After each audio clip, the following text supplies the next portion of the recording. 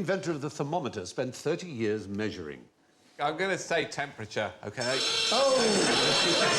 You know what, Al, you've got points to burn. Sometimes it's right, you know, sometimes it's Yes, true. It is. Exactly. I know a joke about thermometers, about nurses and thermometers. It's about a rectal thermometer. Go on. Well, it's just a nurse finds a rectal thermometer in her pocket and goes, oh, some arsehole's got my pen.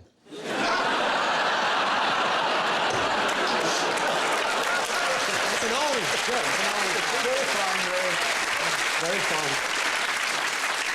One very old nurse's joke that we used to was that a nurse comes running in and says to the matron, "Oh dear, I think I've got something the wrong way round. You asked me to prick someone's boil."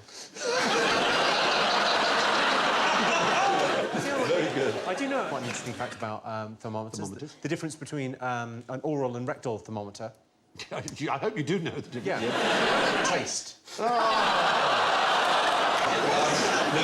His name was Sanctorius, at least that was his Latinised name. He was from Padua, and there you can see him. Right. He's weighing himself. That's a special weighing balance he had created. Every single day he'd weigh himself and the food he ate, and indeed the faeces and urine that he expelled, he excreted.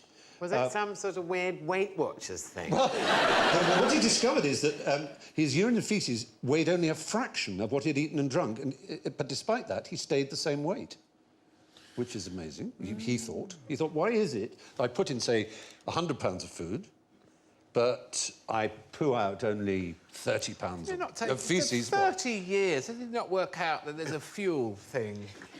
It is easy to look back at past generations and say, how can you not have known? But, of course, none of them knew. And really, before people like him, who's almost one of the world's first scientists, they hadn't measured and calibrated things. You're absolutely right about all of those things. Well, as right as we know. However, 30 years? I mean, really, after 3 years with the same... Oh, no, he had a theory, but his theory was wrong, that's all. His theory was that the rest came out of your skin, so it's very dangerous to cover most of your skin because you wouldn't let the poison out. He knew that faeces was poisonous, at least toxic and bad for you. With smell is a big warning, obviously. Sorry, your faeces smell? Parma violets.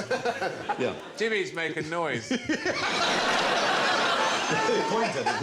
He emits a totally different... So it's very unusual. It's 1 in a million people who have noisy shit.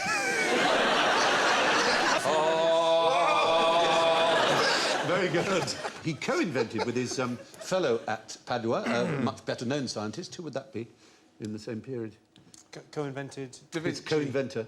Not Da Vinci, no. Is he going to be Marconi. centigrade or... It won't be future, it will be past, whatever it is. Galileo is the right answer. Oh, I nearly said Thank I was going to say Scaramouche or Fandango. Galileo Galilei. You could do the Fandango! Yes, he could, darling. That's right. Something from the Friday! Please. Very, very Friday! That's what one of Jimmy's poo sounds like. No. Galileo! You're right in there, either. Jimmy! In a minute, I'm reading a very interesting article. Faeces is made up, is 70% liquid. 30% solid. It just takes a bit of separating out. Not that I would urge you to do it when you get home. When they get home, why wait? Thank you for watching. Do remember to subscribe to the QI channel and click here to watch more videos.